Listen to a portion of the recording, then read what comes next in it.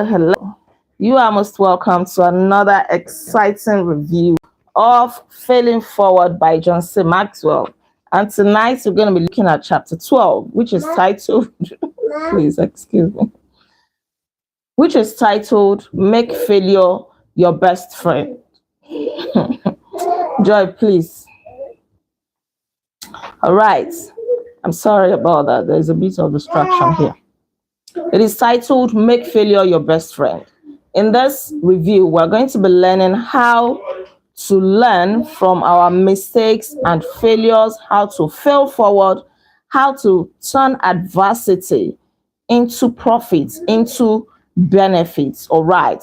The things which hurt instruct, says Benjamin Franklin. The idea that you can make failure your best friend may seem odd to you. But the truth of the matter is that failure is either your friend or your enemy, and you are the one who chooses which it is. If you play a dodge every time you fail, then failure will remain your enemy.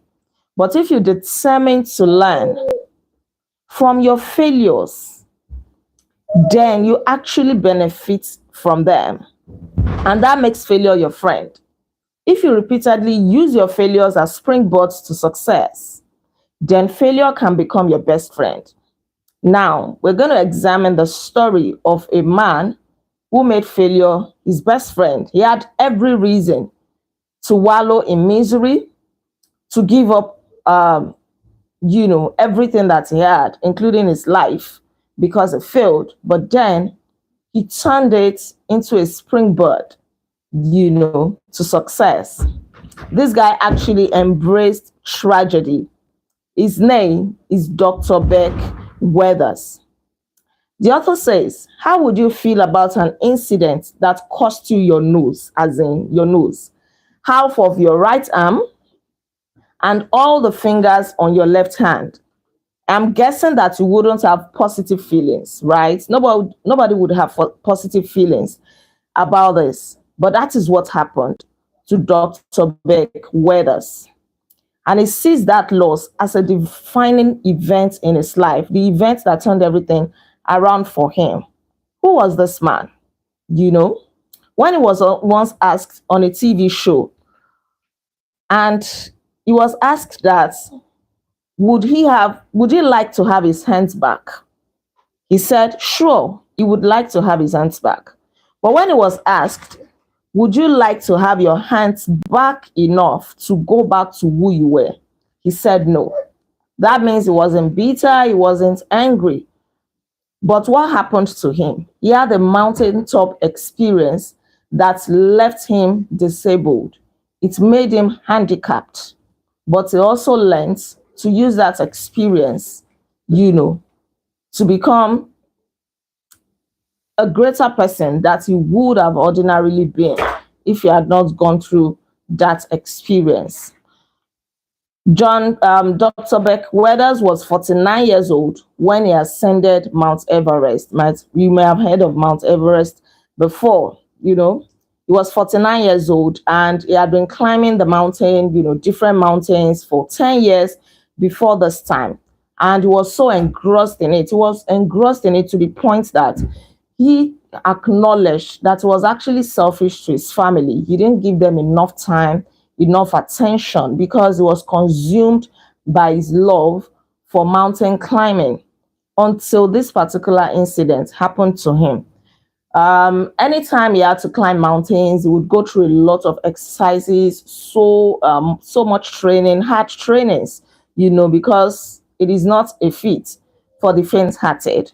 So on this particular day, he actually went climbing Mount Everest together with some other people, and at some point they were doing really fine. They kept on climbing, everything was going well until the 10th of May, when he actually ascended to the peak of the mountain and the weather changed drastically. The oxygen level reduced, and at that point he knew that there was problem, because years before then, Joy, please come and shut this door. Joy, I'm sorry about that. Excuse me. All right. You know, the weather changed. Shut it properly. The weather changed. The oxygen level reduced. And before that time, he had gone through eye surgery. So his eyes became like almost blind. And indeed, he went blind. He couldn't see anything again. The wisest thing that he should have done at that point was to just remain there and allow the rest of the team to come and help him. Mhm. But even before that could happen, the weather condition got worse.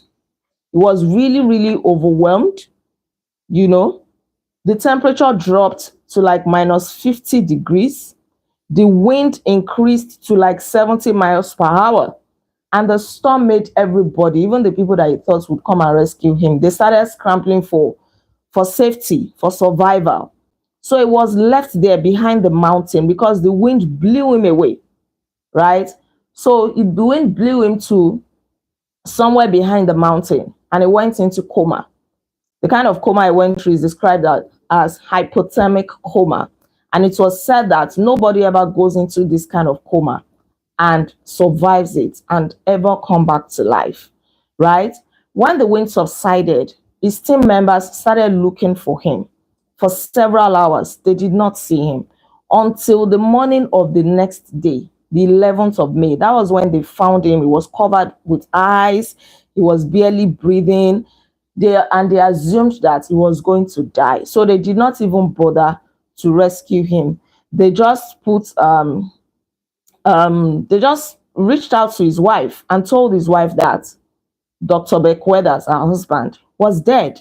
They did not even bother because they felt that this kind of coma, hypothermic coma, nobody's going to survive it, right? So they left him there. But after some time, he survived. He got up and then he found his way to the camp where the other team members were. They were really, really shocked. But then he had already become disabled. He wasn't the same again with regards to his physical appearance. Because his upper right arm was marble white. You know, his face was black beyond recognition as a result of frostbite and all of that. His jacket was open. He was really, really looking horrible, right? After his miraculous return to camp, nobody thought that he would survive, but he kept on pulling through. When he got back home in Dallas, Texas, he received medical attention and he went through 10 surgeries. They had to amputate his fingers, all the fingers on his left hand. They had to amputate his right arm near the elbow. They had to reconstruct a new nose for him using tissue from other parts of his body. But through it all, Weathers went through a radical learning process. He believed that he traded his hands for something more valuable. Lessons about himself, his values, his life, his family. He admitted that he was now a happier person, having gone through all of this. You know, he would be able to set his priorities right, have more time for his family, because before then he was actually consumed with this his mountain climbing adventure that he did not give time and attention to the people that mattered in his life. And that is how some of us are really. We overwork ourselves, we are so hardworking, we are so busy, we don't even have time for family, we don't have time for God, we hardly pray, we hardly have time for other things because we are pursuing a career, we want to win a medal, we want to be celebrated, right? So when God brings adversity in this kind of situation, he's trying to teach us a lesson. He's trying to draw our attention back to him or to the people that matter to us, even though we don't pray, to learn in such a hard way, right? Your own may not be as bad as this, but that little thing that you're going through, ask yourself, what lesson can I pick from this? You know, Dr. Weathers' attitude reflected more than just gratitude for surviving a tragedy that would have killed him. He displayed a teachable spirit, a teachable mindset.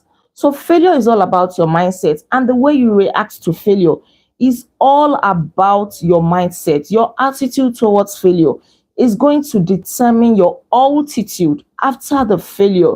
Remember, we read a chapter of this book that said that no matter what happens to you, failure is an inside job. So it is not about what happens to you, it is about what happens in you. How do you receive it? What is your reaction like, you know, through that situation that you are going through? Mhm. You need a teachable attitude, really. If you really want to scale through failure, if you want to come out of it um, strong or stronger, you need a teachable attitude. You need a mindset that says, no matter how much I know or think that I know, I can learn from this situation. That is a kind of thinking that can help you turn adversity into your advantage, because we keep saying that mistakes are a part of life. As long as you're a human being, you're going to experience some failures in life.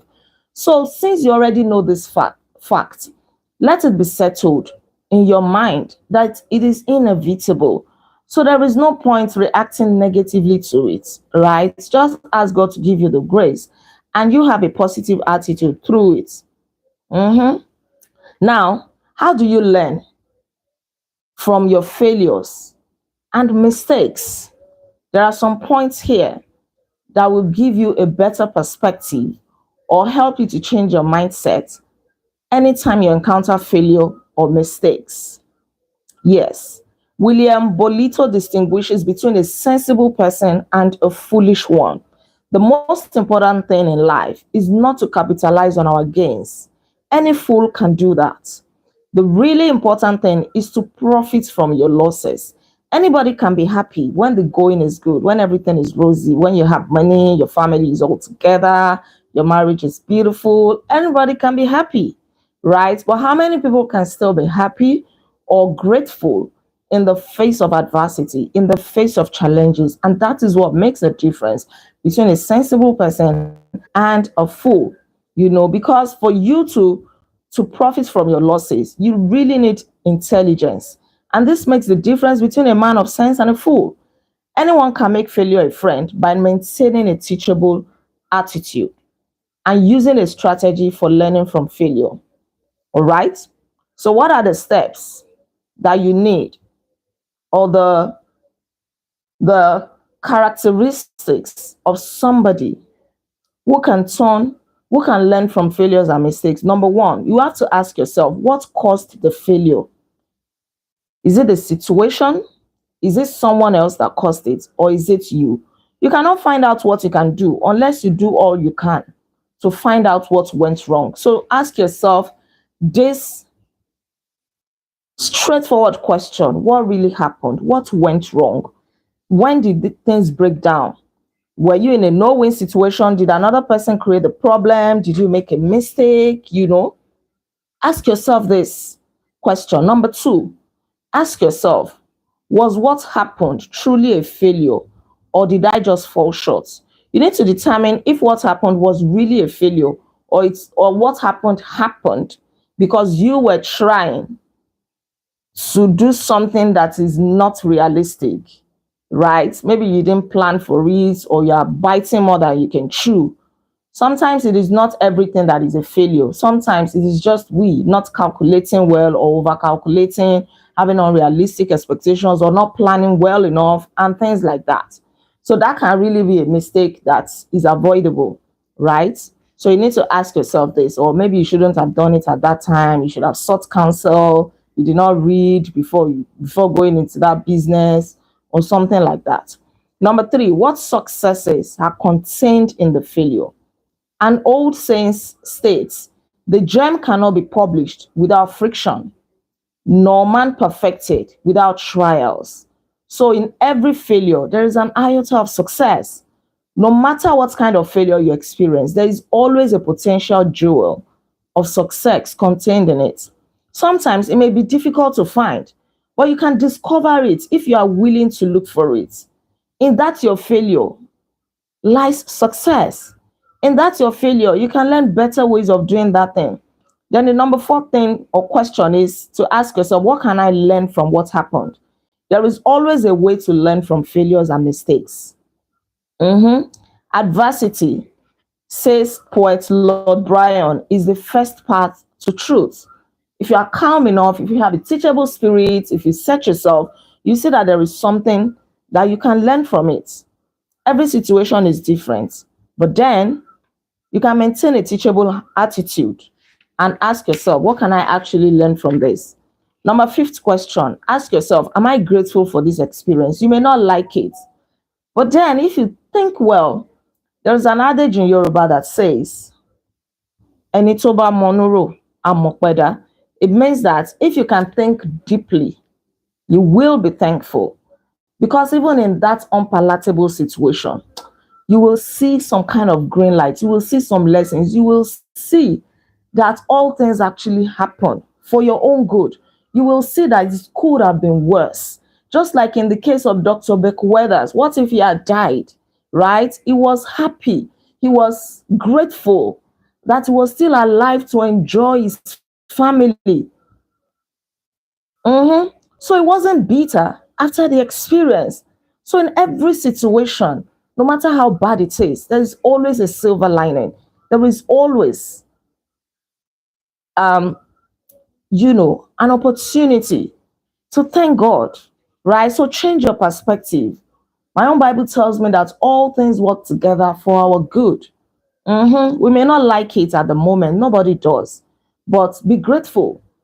It is because you are even alive that you can be complaining or grumbling, right? Number six, ask yourself, how can I turn this into a success? Every success I know has been reached because the person was able to analyze defeat and actually profit from it in the next undertaking. So, how can you turn it into success? Determine what went wrong in the situation. Does it have any value? Take that analysis to the next level and figure out how to use it to your own benefit. Then number seven, ask yourself, who can help? Who can help me with this issue? Learn from other people. Seek counsel. You don't know it all. Whatever failure or challenge that you go through, go to somebody who is wiser than you, who is more knowledgeable than you. Take advice from them, right? Learning from your failures is always easier with the help of a wise counselor. You don't have to go through life all by yourself, figure it out all by yourself. There are some people who have crossed the hurdle that you are just crossing, and so they can help you navigate it better. Another question you can ask yourself is, where do I go from here? Once you have done all the thinking, you've got to figure out what to do next. What next? You have learned from it, you have done everything. What next? Learning is defined as a change in behavior. You haven't learned a thing until you can take action and use it. A lot of people learn, but how many people implement what they learn? I have an experience that I'm going to share because so many experiences, right? But I think this one is the most recent. I recently organized a content creation training and a couple of people registered, and how many of them are actually implementing what they learned? Maybe like 5% of them. 5%. But excitedly, many of them paid for the training. Oh, I want to learn content creation. I want to learn content creation. I want to be a better content creator and things like that.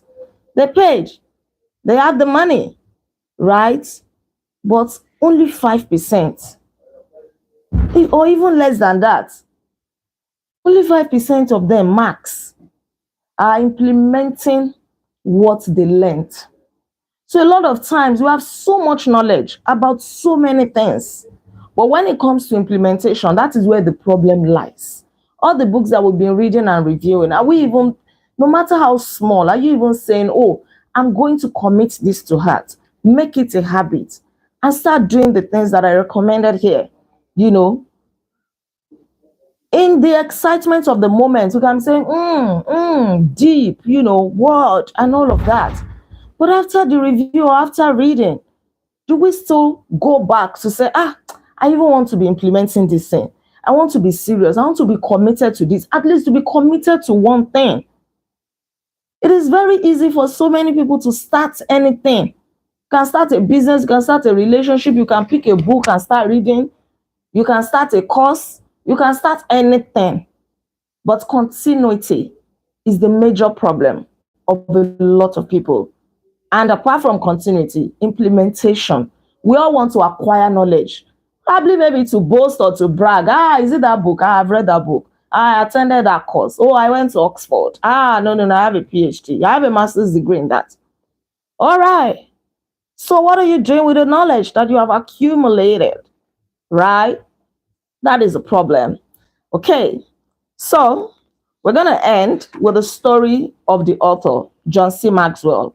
And he shared his own experience, his own bad experience that he had on the 18th of December, 1998. He said it was his company's Christmas party, and he started feeling this excruciating pain in his chest.